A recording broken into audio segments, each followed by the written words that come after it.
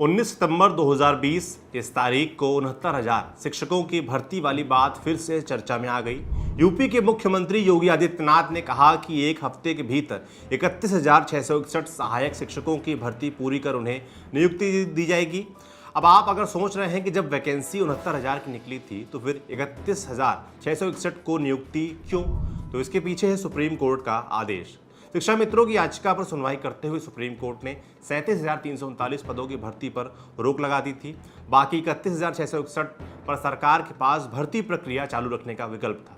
खैर, योगी आदित्यनाथ के बयान के एक हफ्ते में से 3 दिन बीत चुके हैं। भर्ती के आगे बढ़ने के बारे में कोई अपडेट नहीं है। हाँ, इस पर रोक लगाने के लिए एक और याचिका सुप्रीम कोर्ट जरूर पहुंच गई है। अब बात करते हैं समस्याओं की।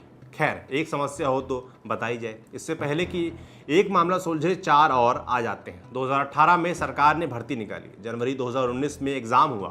पहली समस्या आई कट ऑफ की। सरकार ने कट ऑफ तय किया 60-65। शिक्षा मित्रों ने कहा कि कट ऑफ 40 से 45 रखा जाए। मसला कोर्ट में पहुंच गया। 6 मई 2020 को फैसला आया सरकार के पक्ष में। हाईकोर्ट ने कहा कि 3 महीने में भर्ती पूरी कर ली जाए। सरकार ने भर्ती की तैयारी शुरू की। जल्दी से रिजल्ट जारी किया गया। भर्ती के लिए आवेदन मांगे गए। 3 जून से भर्ती के लिए काउंसलिंग होनी थी। अभ्यर्थियों ने जिन जिलों में आवेदन किया था वहां लाइन में लगे थे। वहीं कहीं काउंसलिंग शुरू भी हो गई थी, कहीं शुरू होने वाली थी। इसी दौरान हाईकोर्ट का एक और फैसला आया। हाईकोर्ट ने भर्ती पर अंतरिम रोक लगा दी।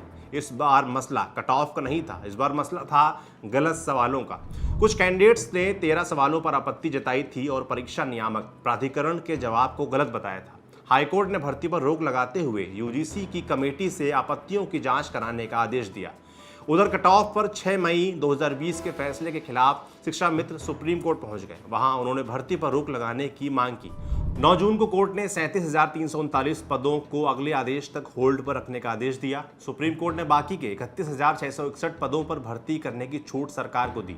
फिर तारीख आई 17 सितंबर, प्रधानमंत्री नरेंद्र मोदी का जन्मदिवस। इस दिन देश भर में युवाओं ने सरकार के खिलाफ प्रदर्शन किया। उत्तर प्रदेश इन प्रदर्शनों का केंद्र रहा। बेरोजगार युवाओं के गुस्से को देखते हुए मुख्यमंत्री योगी आदित्यनाथ ने एक हफ्ते के भीतर इस भर्ती को पूरा करने का आदेश दे दिया। मुख्यमंत्री ने आदेश तो दे दिया कि भर्ती पूरी की जाए, लेकिन समस्या ये है कि कैसे पूरी की जाए। मुख्यमंत्री के आदेश के बाद अब बेसिक शिक्षा विभाग के अधिकारियों के सामने क्या चुनौतियां हैं वो भी आपको बता देते हैं। पहली है, शिक्षा मित्रों को भर्ती से अलग करने के बाद रिजर्वेशन किस आधार पर तय किया जाएगा। 69,000 पदों के आधार पर या 31,661 के आधार पर। अमर उजाला की खबर के मुताबिक 31,661 पदों को भरे जाने की मुख्यमंत्री की घोषणा के तीसरे दिन भी शासन की ओर से इस दिशा में कोई गाइडलाइन जारी नहीं हो सकी।